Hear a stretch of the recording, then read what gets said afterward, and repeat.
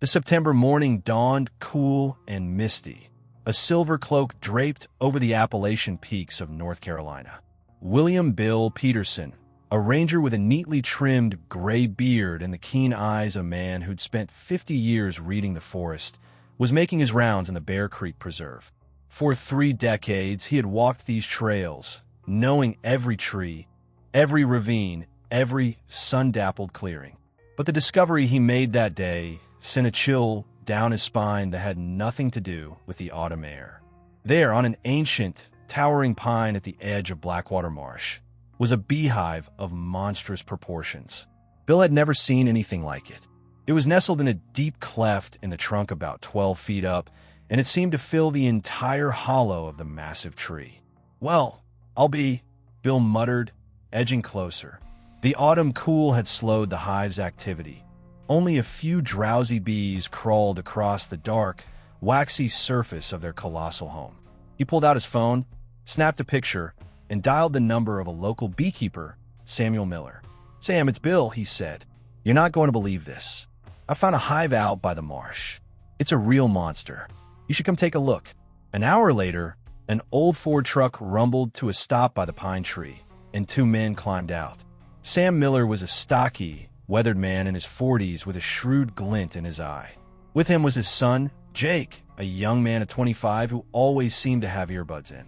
"All right, Bill, show us this wonder of the world," Sam said, craning his neck back. When his eyes landed on the hive, he let out a low whistle. "Good Lord. Jake, get the ladder and the suits. This is serious." They suited up in their white protective gear and set up the ladder.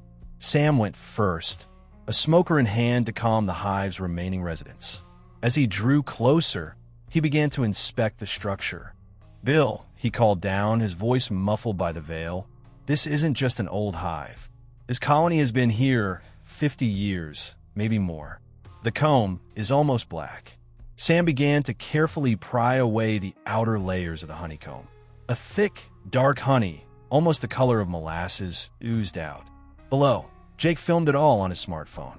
"Dad, be careful. That structure looks weird," he shouted. And then Sam froze.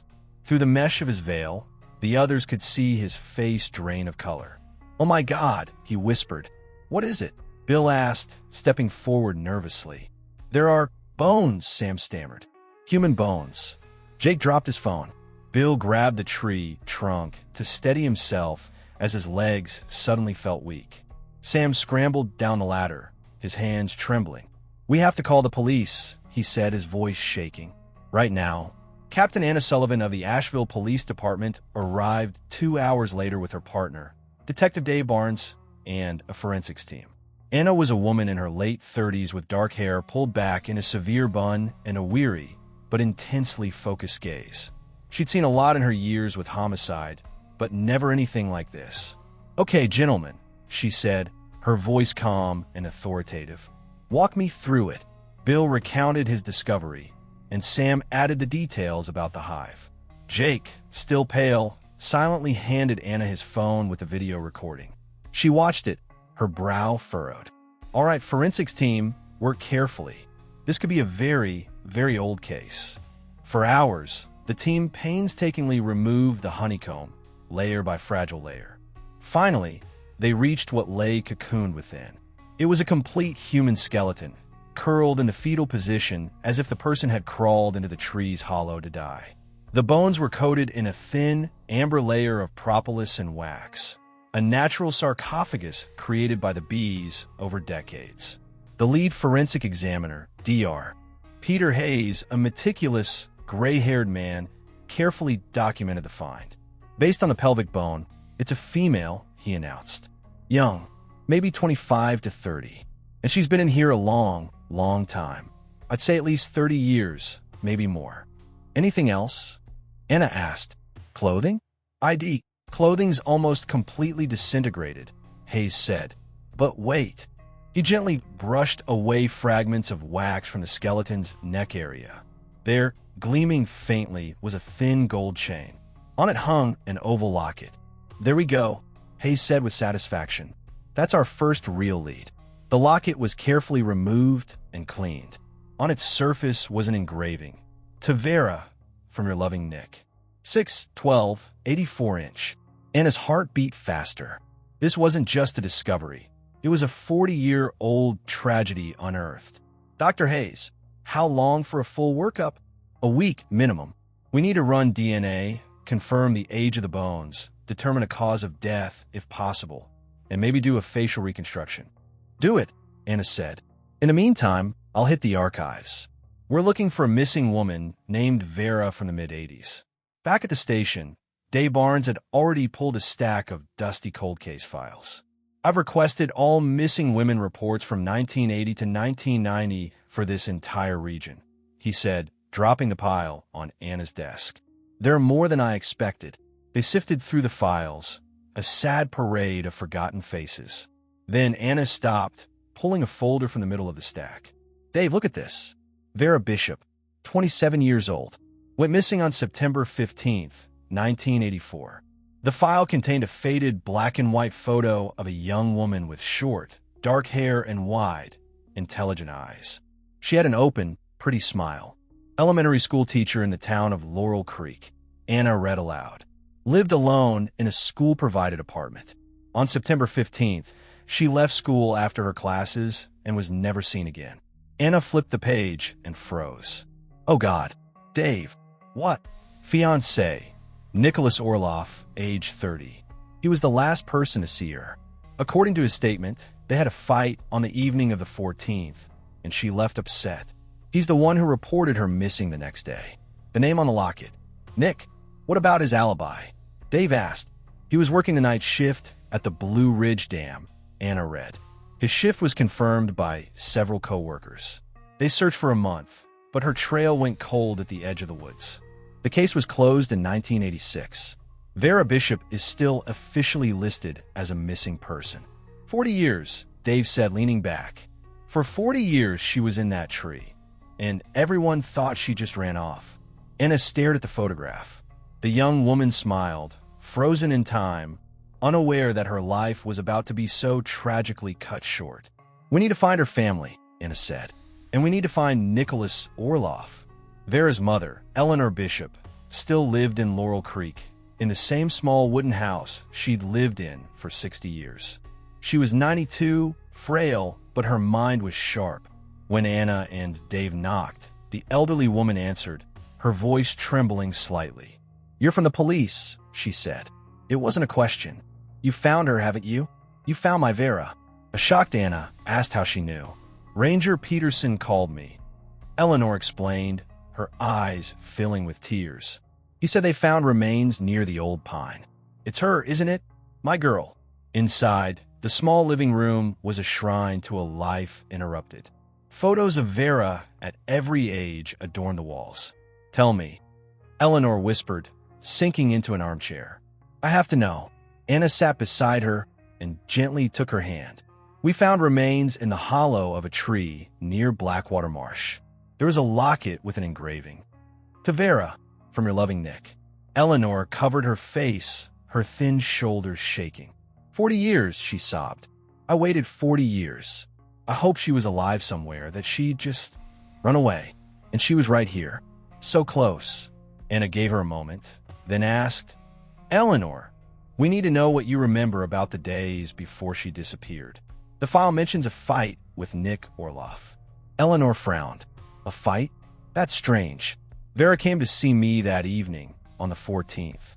She said Nick was working his shift, and she wanted to visit. We had tea. She was happy, excited about the wedding. She never said a word about a fight. This was new. What time did she leave your house? Dave asked. Around 10 o'clock. I walk her to the gate. It's only a 15-minute walk to her apartment from here. That was the last time I saw her. The next day, Eleanor had gone to Vera's apartment and found the door unlocked and the place empty. She thought her daughter was just held up at school. Then a frantic Nick arrived, saying Vera had never shown up for work. Anna felt a knot tighten in her stomach. The story wasn't adding up. The official report was built on Nick's claim of a fight that might never have happened.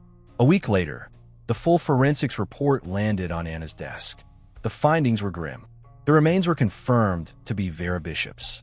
The cause of death was a single, powerful blow to the back of the skull with a heavy, blunt object. It was homicide.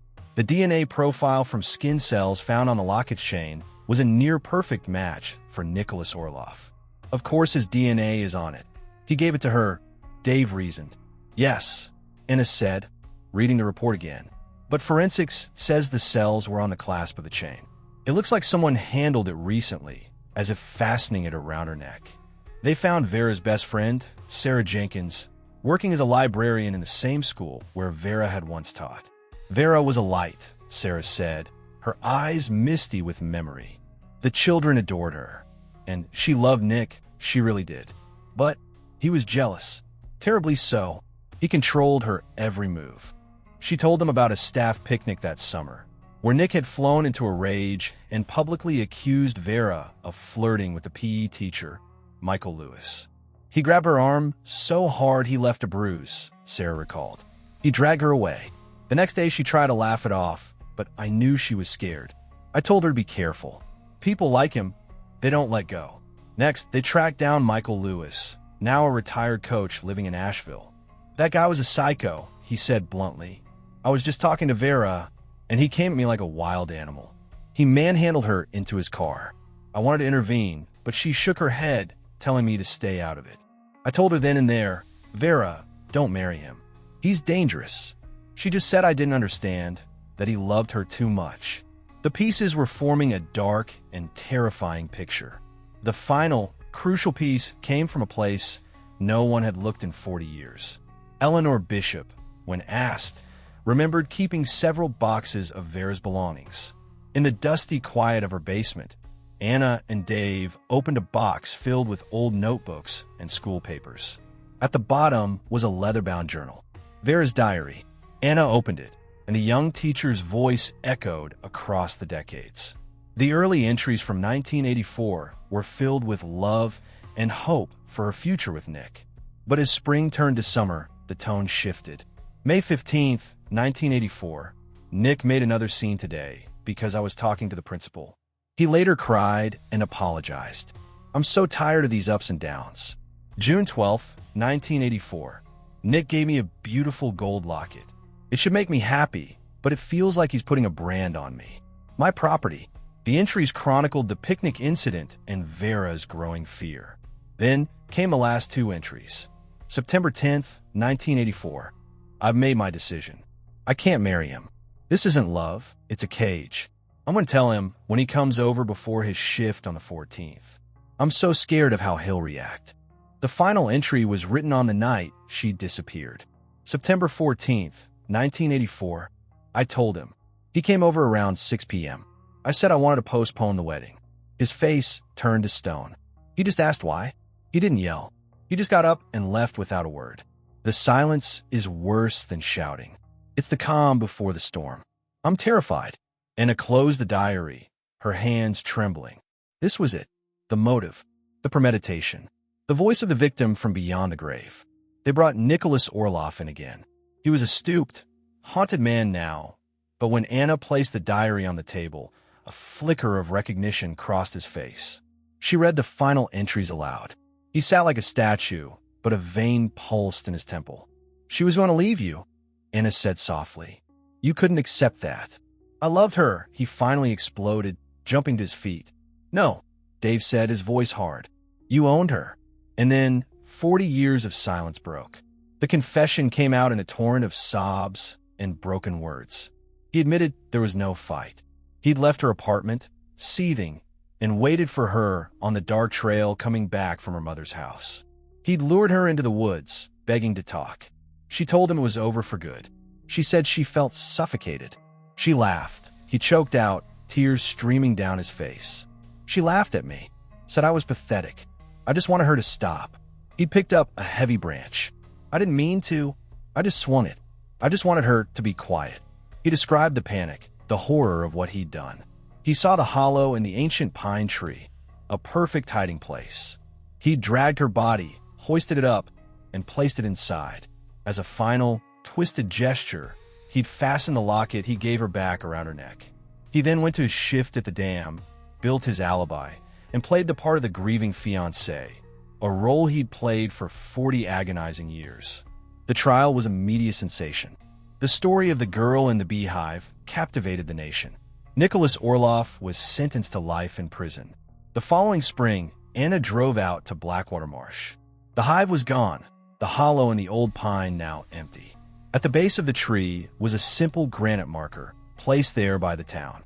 Vera Bishop, 1957 to 1984, a beloved teacher whose light was never forgotten. Anna placed a bouquet of white chrysanthemums by the stone. She'd read in the diary that they were Vera's favorite. "We found you, Vera," she whispered to the quiet woods. "Rest now." The wind rustled the leaves of the old pine, and for a moment, it sounded like a sigh of relief, a final, peaceful whisper carried on the Appalachian breeze after 40 long years of silence. Thank you for listening to the story until the end. Don't forget to leave your opinion about this story, subscribe to the Unbelievable But True channel, and share this video with your friends and loved ones. This motivates us to continue working on new stories every day. Don't miss the next amazing story that is about to appear on your screen. We are very grateful to you for being with us. In the description below this video, you can open a catalog of all the stories. See you soon.